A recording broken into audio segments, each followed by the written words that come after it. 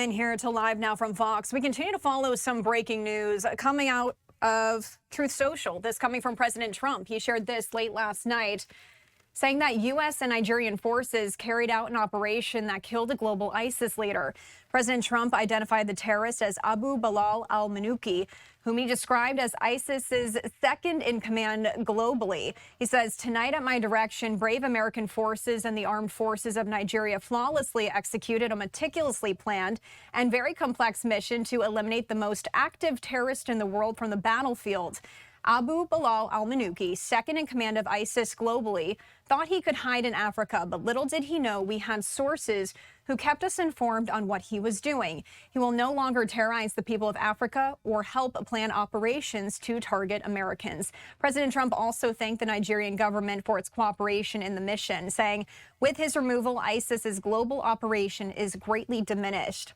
Now, I also wanted to bring this to you. This is a post from Secretary of War Pete Hegseth, as he posted this morning to X, confirming U.S. forces in coordination with the armed forces of Nigeria killed al-Minuki and other ISIS leaders and provided more details about al-Minuki's role within ISIS. He says this: Abu-Bilal al-Minuki was the number 2 of ISIS globally, responsible for overseeing the planning of attacks, directing hostage-taking, and managing financial operations. The removal of him and other ISIS personnel makes Americans safer by further degrading ISIS's ability to plan and carry out attacks that threaten the U.S. homeland, American citizens, and innocent civilians. Going on to say, operations like last night's demonstrate the exceptional patience and skill of U.S. forces, amplified alongside willing and capable partners to address shared threats. This should serve as a reminder that we will hunt down those who wish to harm Americans or innocent Christians wherever they are. Now, Hegseth also said U.S. Africa Command carried out the precise operation to remove this terrorist, his words there, at President Trump's direction and in conjunction with Nigeria's president. The secretary reiterated how Trump in November, quote, declared to the world that we will help protect Christians in Nigeria and instructed the Department of War to prepare for action.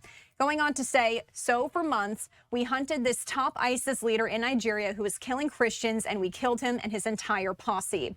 Now, Fox News Digital has reached out to the White House for comments, still waiting to see if we can get a comment there from the White House.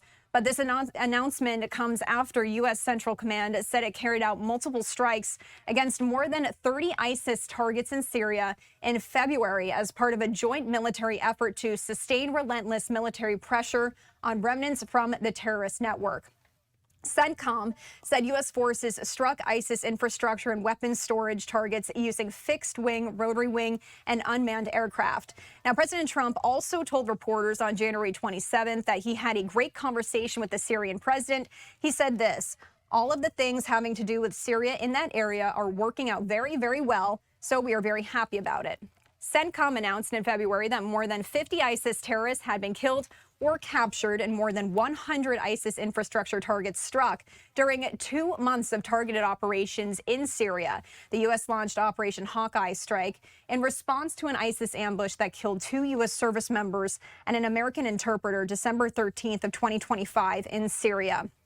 So once again, just putting up this post here from President Trump as he shared this to Truth Social very late last night, I believe 11:30 p.m. Eastern time, as he announced that U.S. and Nigerian forces carried out an operation that killed a global ISIS leader.